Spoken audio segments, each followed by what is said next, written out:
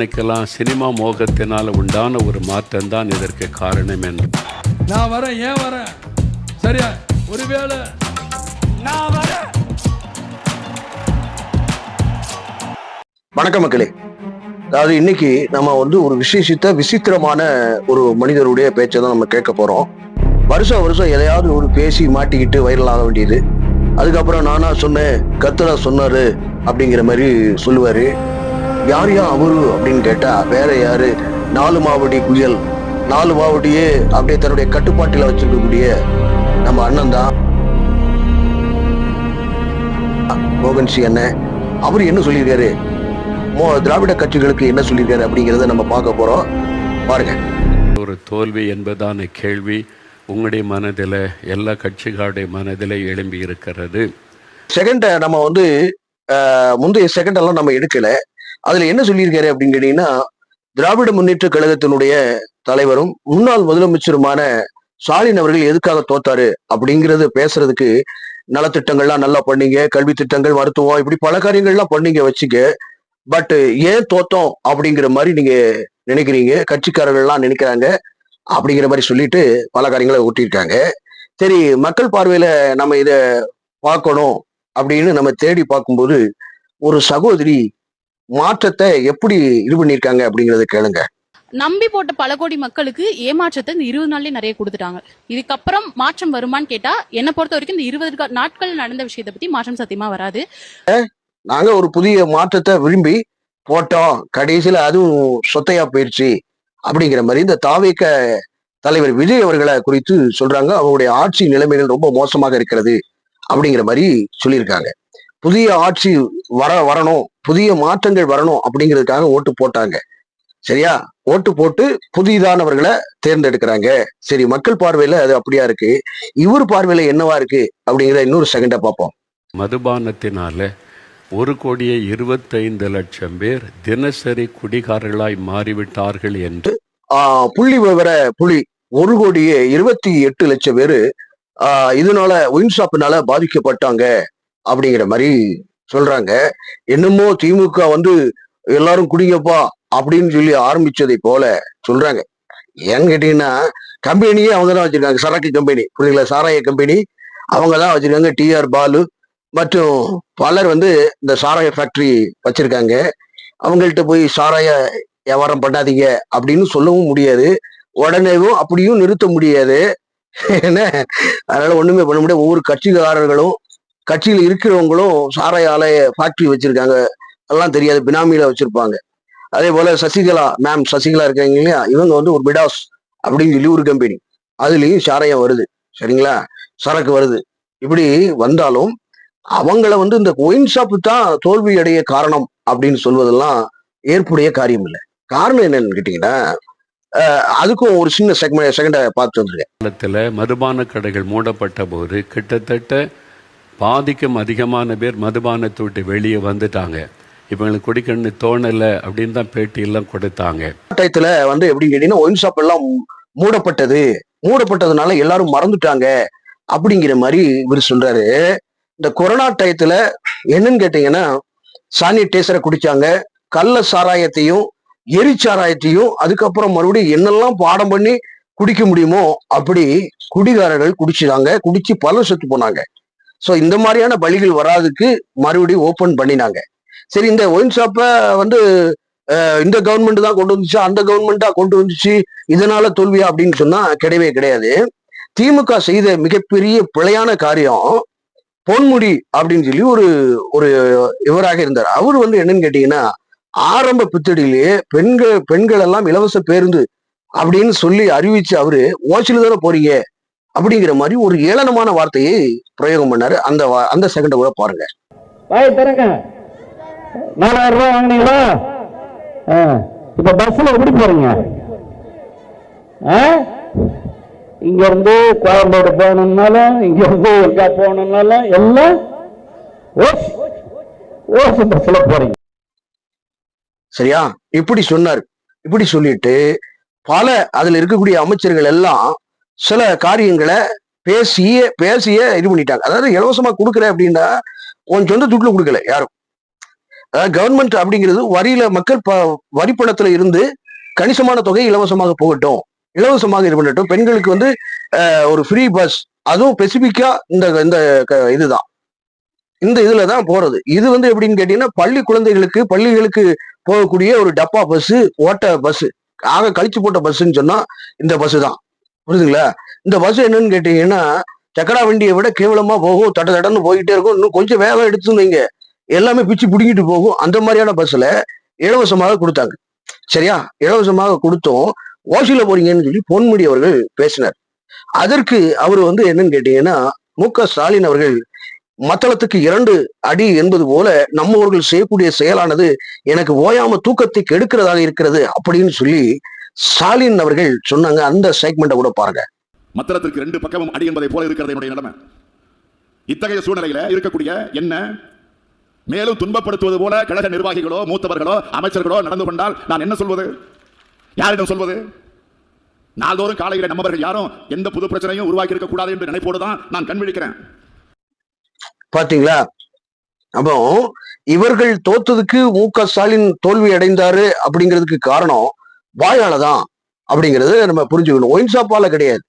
Wine shop அப்படிங்கிறது வந்து எப்படின்னு கேட்டீங்கன்னா 2003களில் இந்த டாஸ்மார்க் அப்படிங்கிறது தமிழ்நாடு ஸ்டேட் மார்க்கெட்டிங் கார்பரேஷன் அப்படிங்கிறது தான் அது ஃபுல் ஃபார்ம். டாஸ்மார்க்கா 2003ல ஜெயலலிதா அம்மையார் அவர்கள் அதை கொண்டு வந்தாங்க. கொண்டு வந்து சில்லறை விற்பனையாக வந்து கவர்மெண்டே நடத்த போகிறது அப்படின்னு சொல்லி கவர்மெண்டாக நடத்தப்பட்டது. அதுக்கு முந்தைய காலங்கள்ல வந்து எப்படின்னு கேட்டீங்கன்னா 80க்கு முன்னதாக சாராய கடைகள், அதுக்கப்புறம் மறுபடியும் இந்த என்னது பட்ட சாராயத்தை இதுக்கு பண்ற மாதிரி ஒரு கடைகள் எல்லாம் ஏற்படுத்தப்பட்டிருந்தது. தனியார் அப்படி வச்சிருந்தாங்க. அதுக்கு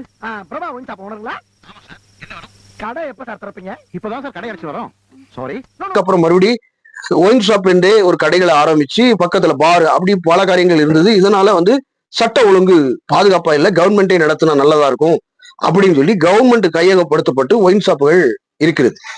இதனால வந்து ஜெயலலிதா அம்மையார் தோத்தாங்களா அப்படின்னு கேட்டா 1991 ஆரம்பிச்ச அவர்கள் அந்த 5 ஆண்டு கால ஆட்சிங்கிறது ரொம்ப மோசமான ஒரு ஆட்சியாக ஜெயலலிதா அம்மையாருக்கு இருந்தது.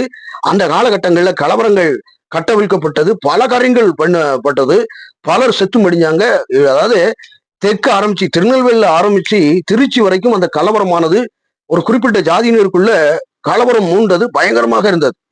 அப்படிப்பட்ட காலத்துல அடுத்த கட்டத்துல அவங்களால வர முடியல.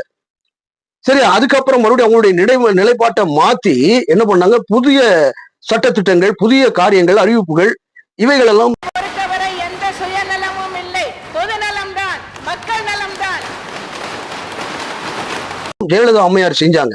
ஜெயலலிதா அம்மையார் செய்த பிறகு அடுத்தடுத்த கட்டங்கள்ல என்ன ஆகுது அப்படின்னு கேட்டீங்கன்னா வந்தாங்கன்னா ஜெயலலிதா அம்மையார் வந்தாங்கன்னா ஃபர்ஸ்ட் வர்றாங்க, செகண்ட் வர்றாங்க. அப்படிதான் இந்த மோகன் சி லாசரஸ் அவர்கள் மத்தியிலும் மாநிலத்திலும் நான் ஆட்சியை கொண்டு வருவேன் அப்படின்னு சொன்ன காலம் ஜெயலலிதா அம்மையார் காலத்துல இவரு ஒரு உருட்ட பயங்கரமான ஒரு இத்தத்தண்டி உருட்ட மோகன் சி பண்ணார்.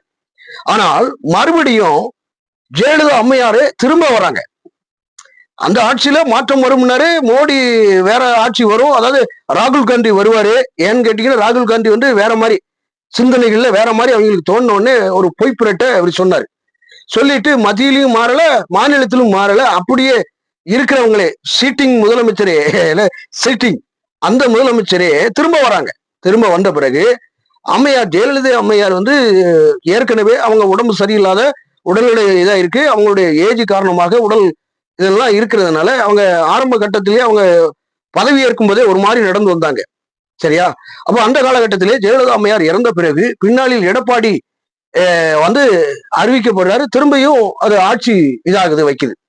சரிங்களா? அந்த ஒயின் ஷாப்பு அப்படின்னு இருந்தா முன்னமே ஆரம்பிக்கும் பொழுதே அந்த கட்சியானது ஆரம்பிக்கப்பட்ட ஒயின் ஷாப்பு திறந்த அன்னைக்கே மக்கள் தீர்மானம் பண்ணியிருப்பாங்க திராவிட கட்சிகள் ரொம்ப மோசம் அப்படின்னு சொல்லி திரும்ப வந்திருக்கிறதுக்கு வாய்ப்பே கிடையாது. ஒயின் ஷாப்புன்னு நம்ம சொல்ல முடியாது, வாய்கள். சரியா? அதே வேளையில இவங்க மிஸ்டேக் பண்ணது, மிஸ்டேக் என்ன பண்ணாங்க அப்படின்னு கேட்டீங்கன்னா 1000 ரூபாய் கொடுத்தால் மக்கள் அசந்துருவாங்க, நமக்கு ஓட்டு போட்டுருவாங்க அப்படிங்கிற ரீதி. அதுக்கு அடுத்ததாக அவங்க கடைசியாக ஒரு வெல் பிளான் என்ன பண்ணாங்க அப்படின்னு கேட்டீங்கன்னா 5000 ரூபாயை கொடுத்தது. 5000 ரூபாயை கொடுத்தோடனே அடுத்த 2 மாதங்களுக்கு தேர்தல் வரப்போகுது. தேர்தல் ஆணையத்தினுடைய கண்ட்ரோல்ல தமிழக கவர்மெண்ட் போகுது. முதலமைச்சர் அப்பவும் இருந்தாலும் தேர்தல் ஆணையத்தினுடைய கண்ட்ரோல்ல போகுது. சரிங்களா? அப்போ அதுக்கு முன்னதாக 5000 ரூபாய் கொடுக்குறாரு. இந்த 5000 ரூபாயை கொடுத்ததுனால மக்கள் மயங்குவார்கள் என்கிற ஒரு தவறான போக்கின் அடிப்படையில டிஎம்கே அப்படியே இது பண்ணி ரொம்ப அசால்ட்டாக மக்களை முதலாவது அவங்க எடப்பாடி ஆட்சி இருக்கும் பொழுது எப்படி மக்களை சந்தித்து எப்படி அவங்க கனெக்ட் பண்ணாங்களோ அதெல்லாம் ஒண்ணுமே பண்ணல, வைக்கல. அப்படியே வீட்டுல இருந்துகிட்டாங்க. செயல்முறைப்படுத்த முடியாத, மக்களை சந்திக்க முடியாத ஒரு ஆட்சியாக திமுக இருந்துட்டு. என்னன்னு கேட்டீங்கன்னா, முன் யூகங்களை அவங்க கணக்கிட்டாங்க. முன் யூகங்கள் மற்றும் அரசியல் என்ன சொல்றது, இது என்ன தேர்தல் முடிவுகள், அதாவது முந்தைய முடிவுகள் பிந்தைய முடிவுகள் இருக்கு இல்லையா. முந்தைய இதுல வந்து 140கள்ல பெரும்பான்மையாக திமுக வரும் அப்படின்னு சொல்லி ஒரு கருத்து கணிப்புகள் சொல்லுகின்றன. பலரும் கருத்து கணிப்புல 140 டிஎம்கே வரும். ஏன்னா அந்த அளவுக்கு ஆட்சி திமுக ஆட்சி பயங்கரமா வச்சிருக்கு, பயங்கரமா பண்ணியிருக்காங்க. சோ மக்கள் லீடுல திமுக இருக்கு அப்படிங்கிற மாதிரி சொன்ன உடனே இவங்களுக்கு என்னன்னு கேட்டீங்கன்னா, திமுக திராவிட முன்னேற்ற கழகத்தினுடைய காரியங்கள் என்னாச்சு அப்படின்னா, மண்டையில அவங்களுக்கு ஒரு ஸ்பார்க் ஆயிட்டு திரும்பவும் நம்ம தான் வரப்போறோம், இனிமே மெனக்கிட வேண்டாம், மக்கள் மத்தியில நம்ம போக்கஸ் ஆயிட்டோம் அப்படிங்கிற ரீதியில அமைதியா இருந்தாங்க. இந்த அமைதிய இந்த மாதிரியான காரியத்தை தாவைக்க தலைவர் விஜய் அவர்கள் சாலிடாக இது பண்ணி தேர்தல் வருவதற்கு முன்னதாகவே மக்களை சந்திக்கிறதுக்கு போயாச்சு. எப்படி ஸ்டாலின் அவர்கள் முந்தைய ஆட்சி காலங்கள்ல, எடப்பாடி ஆட்சி காலங்கள்ல முன்னமே 1 வருஷத்துக்கு முன்னதாகவே மக்களை சந்தித்து குறைகளை கேட்டறிந்து மக்களுக்காக அப்படியே போயிட்டு ஒவ்வொரு இடங்களையும் போனாரோ, அதே ஃபார்மேட்ல அதே காரியங்களை முன்னெடுத்து தாவேக்கா முன்னால நின்றுச்சு. அது போக இந்த உதிரி லெட்டர் பேட் கட்சிகள் பல காரியங்கள் இருக்கு இல்லையா. லெட்டர் பேட் அப்படின்னு சொன்னா இந்த ஒரு கட்சி இருக்கு பாருங்க, சீமான். இந்த லெட்டர் பேட் அப்படின்னா அந்த சீமான் கட்சிங்கிறது ஒரு லெட்டர் பேட் கட்சி.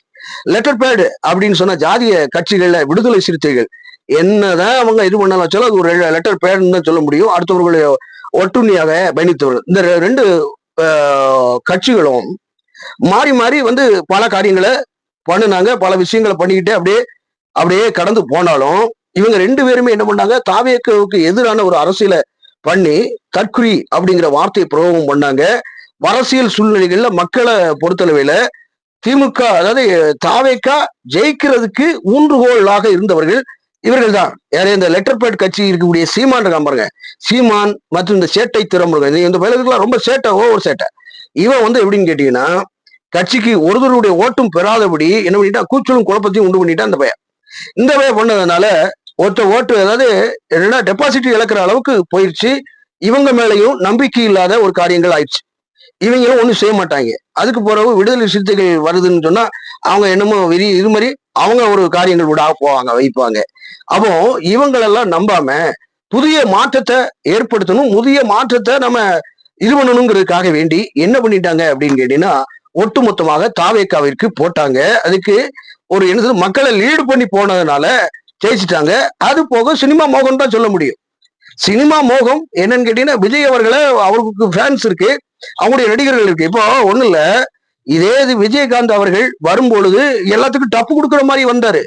இதே இது ஜெயலலிதா பயந்தாங்க, அம்மையார் ஜெயலலிதா அம்மையார் நமக்கு போட்டியாக விஜயகாந்த் அவர்கள் வந்துருவாங்களான்னு கேட்டா மதுரையை மையமாக போயிட்டு ஒரு மாநாடு போட்டாங்க. அந்த மதுரை தீர்மானிக்கும், தென் மாவட்டம் தீர்மானிக்கும் வெற்றி தோல்வியே. ஒரு அரசியல் கட்சி ஜெயிக்கணும் அப்படின்னா தென் மாவட்டங்கள் தீர்மானிச்சதுன்னா ஜெயிச்சிடும் அந்த கட்சி, புரியுங்களா? தென் மாவட்டங்கள் தீர்மானிக்கணும், கிராம பகுதிகள் தீர்மானிக்கணும், ஸ்டேட்டோ அதை எதையுமே கவனிக்க முடியாது. காரணம் என்னன்னு கேட்டீங்கன்னா, திருச்சியை தொடங்கி நீங்க கன்னியாகுமரி வரைக்கும் தீர்மானிக்கணும், தீர்மானித்தா ஜெயிச்சிருவாங்க. இப்படி விஜயகாந்த் வரையில என்னன்னு கேட்டீங்கன்னா, மதுரையை மையமாக வைத்து என்ன பண்ணிட்டாங்க, ஒரு மாநாடை பிக்ஸ் பண்றாரு. இந்த மாநாட்டுல பிக்ஸ் பண்ணும்போது இந்த மாநாட்டுக்கு என்ட்ரு பண்ண முடியல. அந்த அளவுக்கு இதே இது விஜய்க்கு எப்படி அதிகமாக, அதாவது விஜய்க்கு கூட கூட்டம் இல்ல, எம்ஜிஆருக்கு அடுத்ததாக விஜயகாந்துக்கு அவ்வளவு பயங்கரமான கூட்டம், கிரௌடு, பயங்கரமான கிரௌடு. இதை பார்த்து அவரால் தாங்கிக் கொள்ள முடியல. ரொம்ப ஃபீல் அவுட், பாயிண்ட் அவுட், அதாவது எப்படின்னா மைண்ட் ப்ளோவிங், அப்படியே ஆச்சரியப்படுற, நமக்கு இவ்வளவு ஆட்கள் வருவாங்களா, காசே இல்லாம வந்திருக்காங்களே அப்படின்னு சொல்லிட்டு விஜயகாந்த் மேடையில நின்றுகிட்டே கண்ணீர் வடிச்சிட்டாரு. இதே ஃபார்மேட் தான் விஜய்க்கும் வந்தது.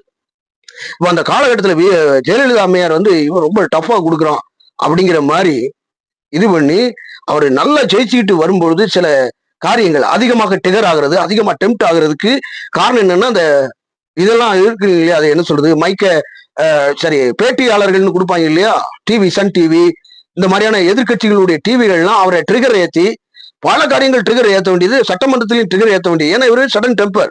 விஜயகாந்த் அவர்கள் வந்து எப்படின்னு கேட்டீங்கன்னா நாயஸ்ட, ஒரு கட்சிக்கு போறீங்கன்னா சாப்பிட்டு போங்க அப்படிங்கிற ஒரு நல்ல மனுஷன். நல்லா வந்திருக்கலாம், முதலமைச்சரா கூட வந்திருக்க முடியும். ஆனால் இங்க இருக்கக்கூடிய கட்சிகள் அத்தனை பேரும் செயல்பட முடியாத அளவுக்கு என்ன டிகர் கொடுக்க முடியுமோ அப்படி விஜயகாந்த பண்ணாங்க. சோ இதே ஃபார்மேட்டை, இதே காரியங்களை இதே பேட்டர்ன்ல விஜய பண்ணலாம் அப்படின்னு சொல்லிட்டு பேட்டி கொடுக்கறதுக்கு எதையாவது ஒரு கேள்வியை கேட்டு டிகர் ஆகிறதுக்காக வேண்டிய என்ன பண்றாங்க, பேட்டி கொடுக்க மாட்டேங்கிறாரு அப்படின்னு சொல்லிட்டு பல காரியங்கள் நடக்கு. சரிங்களா? அப்போ ஒரு ஒரு மாற்றம் தேவை அப்படிங்கிற, திராவிட கட்சிகள் செய்ததெல்லாம் ஊழல், திராவிட கட்சிகள் செய்ததெல்லாம் அநியாயங்கள், பல காரியங்கள், புரியுங்களா? சோ மாற்று வழியை மக்கள் தேடினாங்க. அப்படி தேடியவர் தான் தாவேக்கா. சரி, இது ரொம்ப லாங் இதுல இருக்குன்னு நினைக்கிறேன். பார்ட் 2ல சந்திப்போம். வணக்கம்.